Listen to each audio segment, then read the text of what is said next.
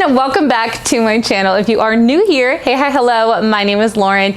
In today's video, guys, we are going to be talking about something that I have been doing a lot lately, and it is growing an Etsy shop without using social media. Now, a lot of people have preconceived ideas that you have to be posting on social media and you have to be posting often on social media to become very successful on Etsy, especially nowadays in 2022. I'm here to tell you that that is absolutely not true.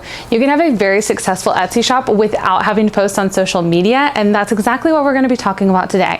So without further ado, let's go ahead and jump on into it. The first thing you need to know, if you are not going to be posting on social media and driving your own traffic into Etsy, then you need to be letting Etsy do the work for you. And the best way that you can do this is by remaining active daily in your store. This could look like a multitude of things, but here are just a few that could help you remain active in Etsy's eyes in your shop. It could be changing out your banner, updating your announcement section, adding new listings, deleting old listings, updating SEO, titles, photos.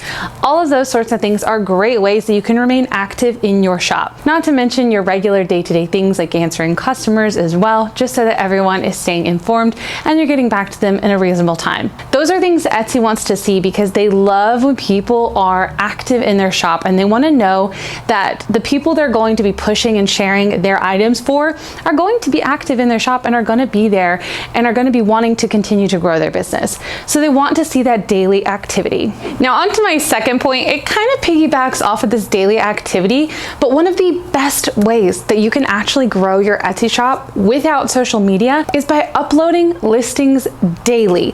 And I'm going to tell you guys, I have done this for 3 different Etsy shops. Every single one of them have had major success with it. I did this last year with a brand new PNG design shop and it was amazing. I mean, literally in less than 2 months, I was making over $1,000 from that shop. I just started a new shop with my mom, which is the office space that I'm in, and why I haven't posted videos lately. So sorry, we'll get to that in a later video. My mom and I started a new Etsy shop as well. And we were so successful so quickly because we were uploading new listings daily. And then my third example for you guys, I just started a brand new shop literally less than 7 days ago. No, I think it's maybe been 8 or 9 now. Actually, I take that back. Like 9 days ago, right? This shop, y'all, I am still putting about 5 to 10 new listings up a day because of the way that it works. It's just easy to do that many. I'm already making over $500 in sales a week.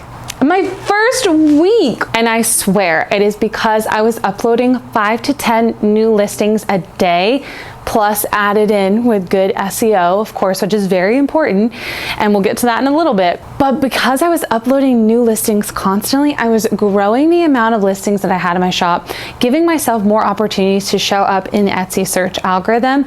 And Etsy promotes new listings. So whenever you are uploading a new listing, that immediately gets bumped up in the Etsy algorithm because they want to see who is this meant for, where can we send it to, who are the right people to put this in front of. So they're going to start promoting those new listings. So if you are constantly uploading new listings to your shop, whether that's 1 a day, which is at least what I would recommend, you could even do a few a week, something along those lines. Really, it just is all depends on your items that you are selling. If it's digital, you should be doing more than 1 a day. If it is a handmade item, I highly recommend uploading more than 1, at least a few a week, I would say. And an easy way you can get around this is by taking the same item and just re-photographing it, or using the same photos but updating and using different keywords and titles. But you should be uploading new listings often because that is one of the best ways to grow on Etsy. The third way, which I just mentioned a little bit ago, is through SEO. Now, if you are not familiar with SEO, it stands for search engine optimization. I do have an entire video about Etsy SEO, so I would recommend checking it out here. I'll also have it linked down below for you guys to check out after this video and at the end. This is going to help you so much. This and uploading listings are like the 2 things that I would say you have to do if you really want Etsy to work for you and bring sales and not have to do social media. Hands down, these 2 things alone will help you succeed so well on Etsy, and everyone can benefit from doing them. So even if you are doing social media and it's just taking a while to grow, this is what you could be doing as well. Now, your SEO is your search engine optimization. It's how you rank within the Etsy search as well as on Google. So when someone's on Google and they're typing something in that they're looking for, like a Mother's Day gift, right? A bunch of things are going to pop up. And potentially, if you have good SEO on Etsy, your item could pop up on Google and on Etsy when someone is searching for that. The number one thing I always say is that you want to include keywords in your title, your description now, and your tags, okay? These are the three best places that you want to use the same keywords and repeat them throughout those three sections of your listing.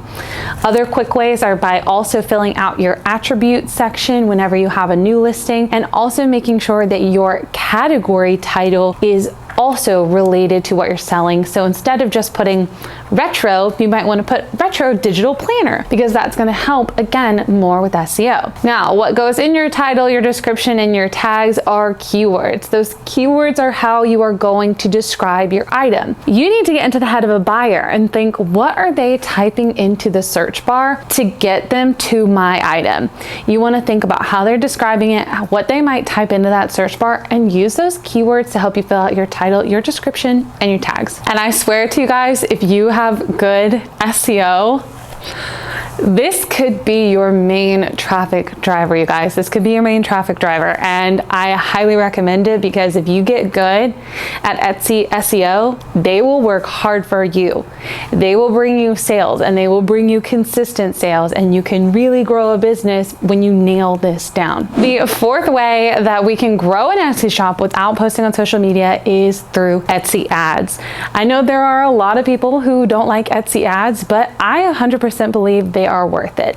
Etsy has done a lot of the work in the past year or two, really getting that narrowed down and making them worthwhile. I'll be honest, I didn't have Etsy ads for the longest time on my shops because I didn't think it was worth it.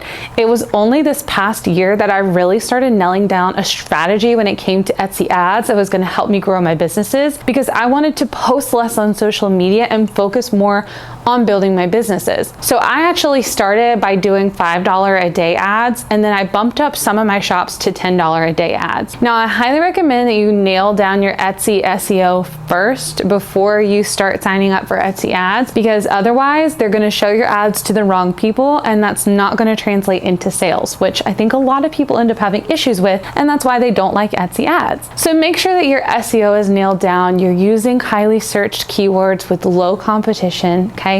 That is going to be your best bet. I recommend starting out at $5 a day and then bumping up to $10, but honestly, you really don't need to go any more than that, guys. I do think that ads are worth it, because if you are willing to put in that little bit of money up front, they should be making you what you spent on ads in profit, but doubled. So if you spent $10 on ads, your profit should be at least $20 for that day. And if it's not, then you need to bump those ads down and focus on your SEO, or remove listings that are getting a bunch of views but not sales. So when you're under your actual ad management, you can manage the listings that are included in that, okay? You're gonna wanna make sure that all of the ones that aren't getting a ton of purchases but are taking up all the views get knocked out. They're not worth it. Or you might need to update the SEO on that. But honestly, I have used ads I have ads running on all of my shops now, and I currently have 4 shops. I think so. No, 1, 2, 3, 4, 5. I have 5. Yeah, I have a problem. I currently have 5 Etsy shops, and all of them have ads running, and I 100% believe in them, and I know that they work. I started running ads immediately on my newest one that I started like 9 days ago. That, with the SEO and adding new listings, is like 100% the reason why that shop is doing so well so quickly. So don't be afraid of ads. Learn to use them a little bit. I'll be doing an entire video on Etsy ads very soon, because I feel a lot more educated on them and kind of how they work nowadays, because I have been using them myself on all of my shops. So we'll go into a detailed video with that. So make sure you subscribe to stick around for it. The 5th way we can grow our Etsy shops without using social media is by, of course, having good photos.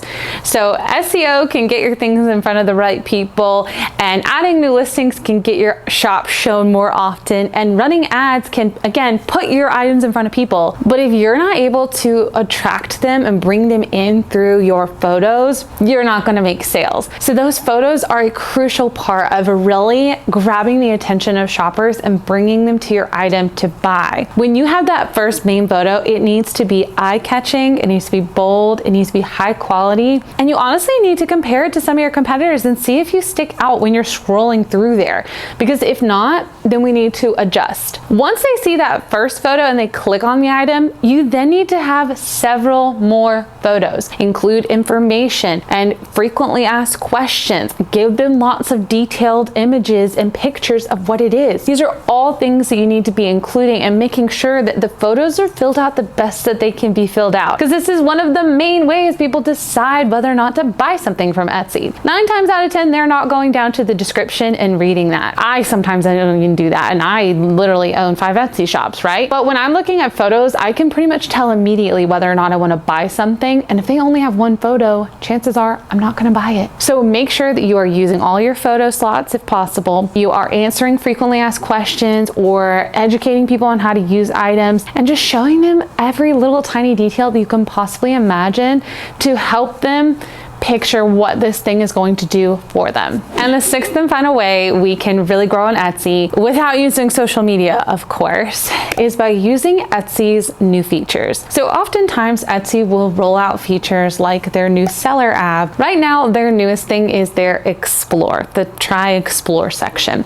And you can access this by going to the Etsy seller app, and it may pop up on your homepage on the seller app, or you can head to the Insights button and scroll down. I know not everyone has access to it because some of my shops don't even have it for some reason, but some do. What I recommend is using that new feature if possible. And the way that that feature works, it's basically like a social media for Etsy, which I know is kind of against the point of this video, but I still feel like if you're not into the whole feeling pressure to post every day on social media, or you only want to use it once or twice a week, that's actually incredibly helpful still. So if you want to just post one video of a slideshow of pictures of your item, or a video of you doing behind the scene work, or just like a close-up image of your product with that new Try Explore feature, you're going to see that Etsy is going to reward you for that. They like to bring people sales and they like to bring people traffic that are using their new features, because that's why they have it, right? They want you to use it. And so the people who are using it are going to see that bump and increase in their sales because of it. Question of the day. How many of you now feel like you have everything you need to know in order to grow your Etsy shop without social media? If you do, let me know down below in the comments. I cannot wait to hear from you guys. Right here on the screen for you, I'm going to link another video I think you'll find helpful. This one's going to be all about Etsy SEO. Over here, we're going to have an entire playlist full of other tips and tricks. Oh my gosh, look at this. This is from a disco ball in our window. Over here, we're going to have an entire playlist full of other Etsy related tips and tricks that you guys can go and just binge watch with. And down here, you guys are going to find my subscribe button so you guys can stick around for more tips and tricks. And without further ado, guys, that brings us to the end. Thank you so much for watching. We'll see you in the next one. Bye, guys.